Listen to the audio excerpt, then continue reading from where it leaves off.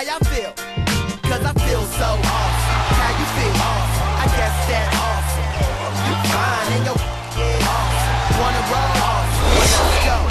Yeah, hands in the skyline. AWE. Some call me awesome. Some call me busy. Call me awesome. Gator on my shirt. What did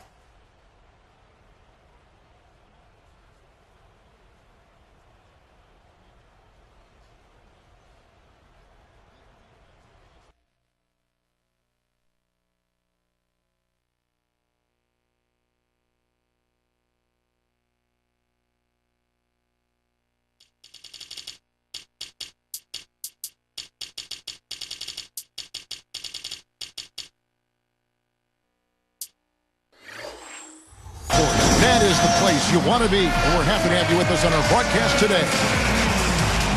The starters for the Utah Jazz. Cooper, he's in at point guard. Al Jefferson out there with David Lee. Then it's Brown. And it's Odom in at the 3 slot. And for Dallas, Dirk Nowitzki and Tyson Chandler in the middle. Jason Kidd is out there with Steven Jackson. And it's Butler in at the small forward. Well, the Western Conference just proved to be too much for the Jazz to handle effectively last season.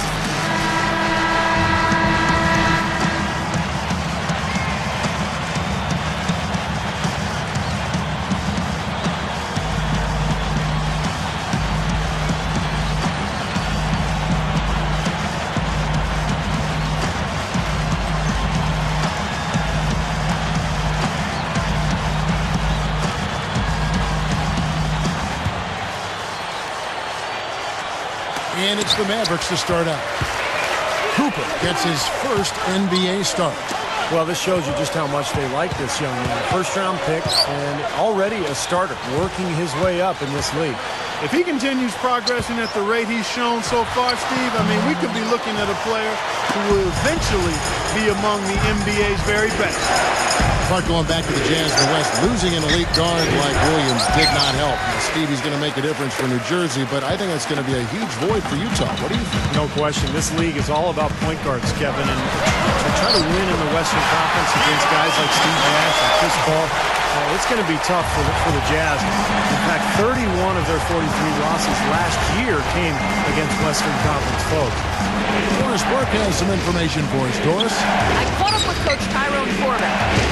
He said the cooperation on the offensive end has to be first rate to get it done tonight. He told me, I don't want to see guys taking it on themselves to score all our points. I want everybody in on the act. Sharing the ball is key, guys. Wonderful stuff, Doris. Thanks. The early game plan, Clark, centered around their offense. It sounds good. Yeah, and I think that's fine as long as they don't sacrifice anything from an effort standpoint at the defensive end. Yeah, exactly. And I like the strategy, guys, because when you get off to a good start offensively, you feel good about yourselves, and generally that energy carries over to the defensive end as well.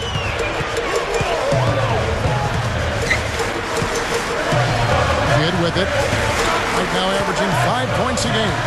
And Nowitzki backs in. Lets it go. That one wide left. Jefferson couldn't quite get his numbers back to the career highs he had in 09, but he came close, and I thought he turned in a really strong year.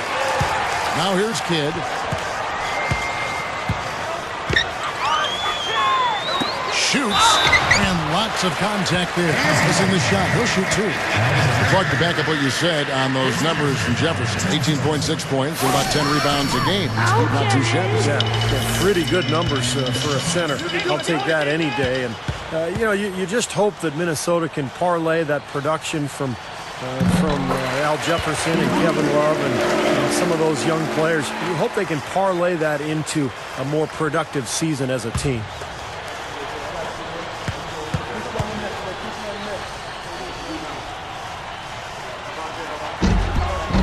And so Nowitzki has both of them. Dallas really played a lot of zone defense last year, and I thought it worked out well for them, especially with the personnel they brought in. Tyson Chandler manning the paint really helped that club. Cooper the pass to Brown.